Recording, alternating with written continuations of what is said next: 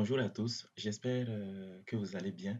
Bon, j'ai reçu plusieurs demandes concernant les projets d'études hydrologiques et donc j'ai décidé de faire cette vidéo-là pour essayer de vous expliquer un peu les concepts qui sont derrière.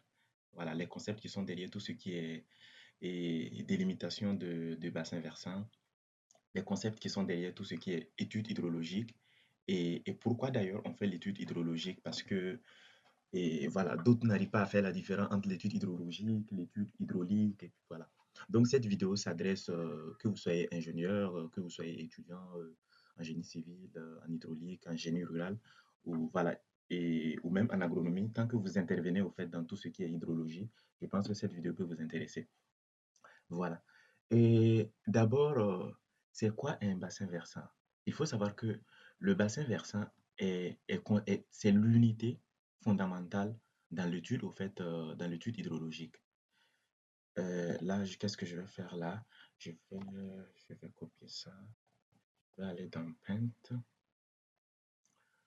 et je vais vous montrer un peu. Voilà. Donc, je disais que le bassin versant, c'est l'unité de base dans les études hydrologiques. Le but principal d'une étude hydrologique, c'est de déterminer le débit qui sort au niveau de l'exutoire.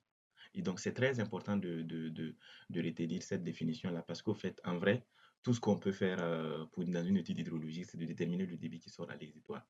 Si on fait autre chose que le débit qui sort à l'exutoire, ce n'est plus peut-être de l'hydrologie. Là, maintenant, on rentre dans l'hydraulique parce que c'est l'hydraulique maintenant qui s'intéresse et voilà, à l'écoulement réel de l'eau, par exemple, dans tout ce qui est ouvrage, tout ce qui est débordement et tout. Voilà, généralement, quand on parle de ça, on rentre un peu dans l'hydraulique. Bon, dans l'hydrologie, on peut parler de débordement, mais il faut noter que quand on dit, lors d'une étude, supposons par exemple vous êtes un ingénieur et vous menez une étude, lorsqu'on vous dit de faire une étude hydrologique, en gros, on vous demande de déterminer le débit dans un point donné. Maintenant, je reçois des fois des demandes, il y a des gens qui me demandent des fois, est-ce qu'il y a des bassins qui n'ont pas, il y a des exutoires qui n'ont pas de bassin versant? Non, tous les exutoires ont un bassin versant. L'exutoire, c'est quoi? L'exutoire, c'est le point par lequel les eaux s'écoulent. Bon, vous n'allez pas me dire qu'il y a un point, bon, je sais pas, j'exagère, mais bon, je dirais que dans n'importe quel point sur Terre où il pleut, il y a de l'eau qui passe sur ce point-là. En gros, c'est ça. Sauf si le point, il est, je sais pas moi, il y en a, même si c'est très petit, même aussi minime soit-il, même si c'est un millimètre carré, il y en a. Donc, ce que je peux vous dire, c'est que lorsque vous devez mener une étude, par exemple, là, nous avons, et d'abord, le plus important, c'est de déterminer d'abord pourquoi vous faites l'étude. Si vous faites l'étude, par exemple, pour un ouvrage de franchissement, genre un bus d'Allo, un pont, quelque chose de la sorte, ou un barrage, voilà. Vous allez placer votre zone d'intérêt. Ça veut dire que vous allez placer votre point qui est le plus important. Voilà, pour aussi spécifier. Pour ceux, par exemple, qui font des études en rapport avec, par exemple, les inondations. Donc, ça veut dire vous avez une eau qui rentre dans votre zone d'étude et qui va inonder votre zone d'étude. Donc, c'est à l'entrée, c'est pas à la sortie, c'est à l'entrée de votre zone d'étude que vous allez maintenant placer. C'est là-bas qui est votre exutoire. Exutoire, en quelque sorte, c'est une sortie, mais pour vous, l'exutoire sera à l'entrée de votre zone d'étude parce qu'au fait, l'eau rentre dans votre zone d'étude et vous avez besoin de savoir le débit de pointe qui rentre dans la zone en quelque sorte. Donc, là, au fait, vous avez une eau, par exemple, qui va ruisseler de tous ces drains et tout autour de ce réseau de drainage-là, et qui va sortir par là. Supposons, il y a une route ici. Voilà, je prends un exemple. Voilà, je vais tracer une route. Bah, j'ai mal tracé là. Qu'est-ce que j'ai fait?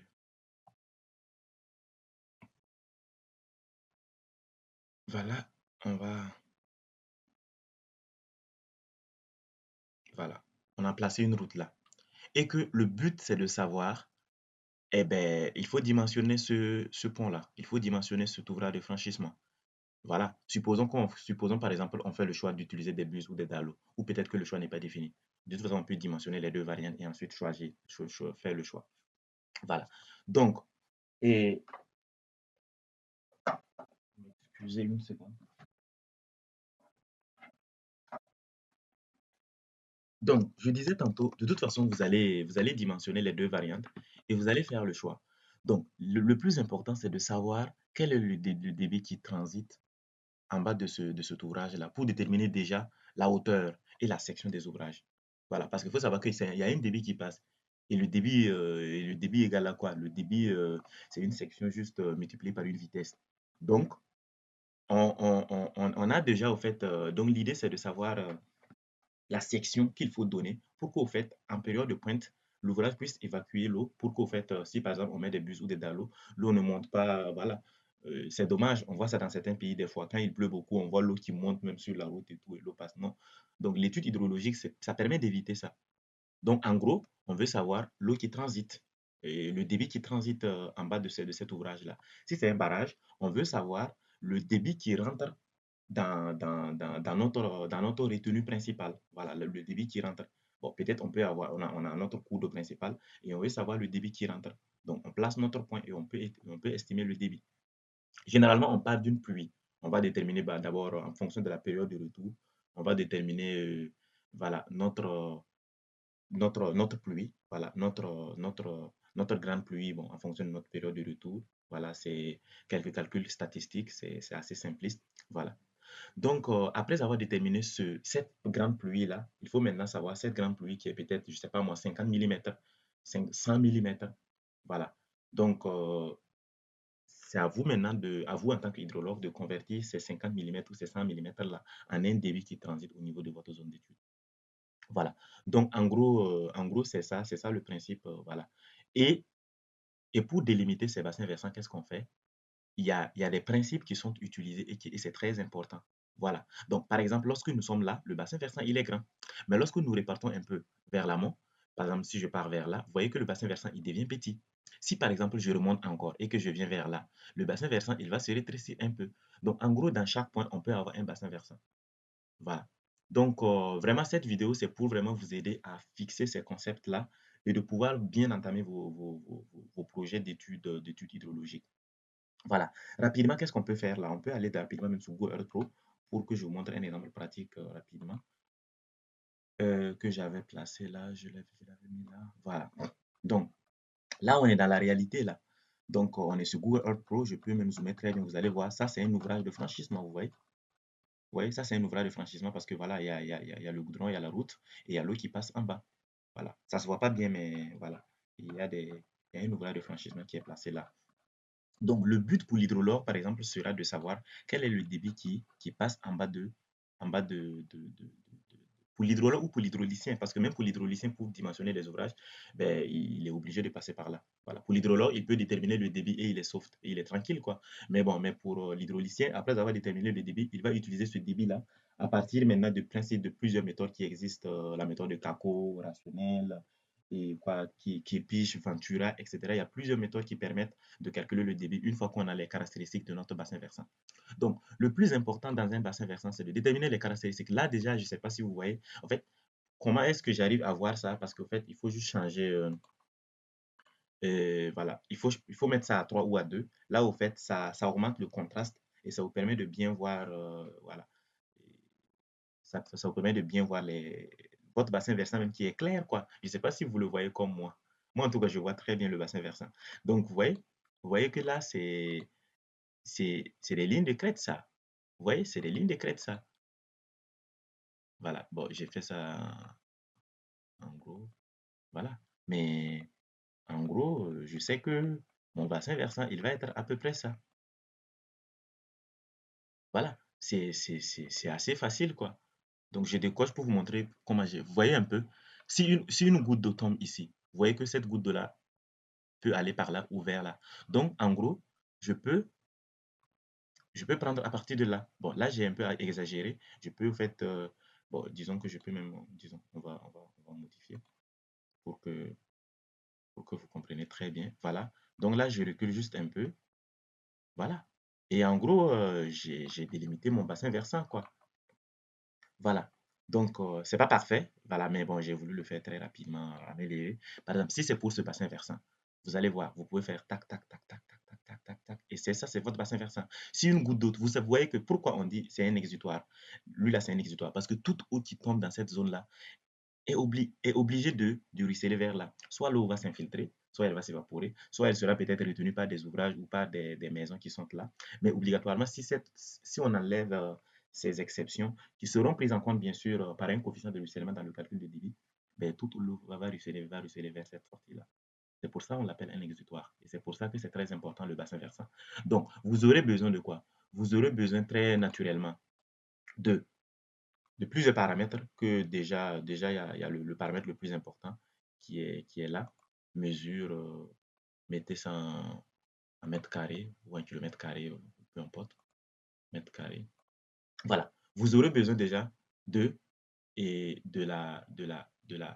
non, je pense que je vais mettre un kilomètre carré là parce que le mètre carré, ça voilà. Le kilomètre de la superficie. Là, vous avez 2,87 mètres kilomètres carrés. Ça, c'est un. Maintenant, vous aurez besoin aussi de quoi? Vous aurez besoin aussi de, de la plus longue bon, longueur hydraulique, genre le chemin le plus long. Je pense que le chemin le plus long pour ce cas, c'est pas celui-là. Je dois prendre Polyline. Line, voilà. Donc, et là, c'est votre chemin hydraulique le plus long. Ça vous permettra de calculer tout ce qui est temps de concentration et tout après. Voilà. Donc c'est des paramètres comme ça que vous allez avoir besoin. Et même voilà, tout ce qui est pente. Et aussi, vous aurez besoin de quoi? Vous aurez besoin du coefficient de ruissellement que j'ai déjà parlé. Et puis voilà. Et avec ça, vous pouvez faire votre étude, quoi. Voilà. Donc ça, c'est une délimitation de bassin versant que j'ai fait à main levée, hein. Mais il faut savoir que j'ai fait plein de vidéos sur la délimitation de bassin versant, sur Global Mapper et avec ArcGIS et tout. ArcGIS, pour moi, ArcGIS ou QGIS, pour moi, c'est la meilleure méthode que je recommande. Ou carrément, si vous avez un levé topo, voilà, sur une carte topo et tout, vous pouvez faire même à main levée et tout. Pour moi, c'est les meilleures méthodes. Soit à main levée et tout, avec une carte topo, avec une très bonne résolution. Soit vous le faites avec ArcGIS, voilà. Mais pour les vrais projets, c'est ce que je vous conseille. ArcGIS ou QGIS ou des outils de SIG.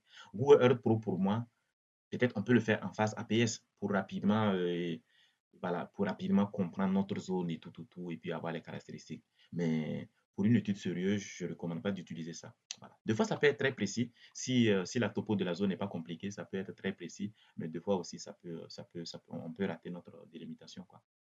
Voilà. Donc, en gros, c'est un peu ça. C'est un peu vraiment ce que je voulais vous dire. Et donc, c'est l'importance de l'étude hydrologique.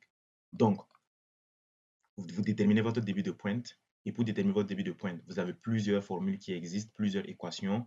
Voilà, vous avez par exemple la formule de Kaku qui utilise juste un coefficient, voilà, multiplié par la superficie, multiplié par la pluie, qui est très simple. Vous avez aussi d'autres méthodes plus abouties, voilà, méthode rationnelle et la méthode, voilà, certaines méthodes empiriques qui sont très utilisées. Voilà. Et que, par exemple, vous n'êtes même pas obligé de choisir. Voilà. Je me rappelle très bien, nous, on nous avait appris quand j'étais en école d'ingénieur, on utilisait plusieurs méthodes. Nous, on utilisait plusieurs méthodes, on calculait, et ensuite, maintenant, on faisait le choix. Voilà. Donc, vous pouvez, en fait, vous pouvez adopter ça, ça marche très bien. Vous utilisez toutes ces différentes méthodes-là, 4, 5 méthodes, vous calculez vos débits de pointe, vous avez plusieurs débits de pointe. Ensuite, vous faites le choix. Vous pouvez faire le choix de la moyenne. Vous pouvez faire le choix si vous voulez être très précautionniste, vous faites le choix du débit le plus élevé parmi les différentes méthodes que vous allez utiliser. Voilà, bref. Et le but, c'était de vous montrer le principe du fonctionnement même du bassin versant et tout. Et puis voilà. Voilà, par exemple, je sais pas moi, pour ce bassin versant, par exemple, si vous placez l'exutoire là, vous voyez que la délimitation, elle est claire.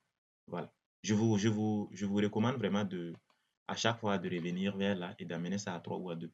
Voilà, c'est très pratique, quoi. Je l'utilise très souvent si je dois délimiter un bassin versant très rapidement sur Earth Pro. Parce que quand on ramène à 1 ou à 0 combien, des fois, le dénivelé n'est pas très visible, donc on n'arrive pas à bien voir le truc. Voilà. Donc, ainsi prend fait cette vidéo. Donc, j'avais fait une pause là parce que bon, j'étais un peu pris. Ces derniers temps, je vais essayer maintenant d'enchaîner sur des aspects concrets.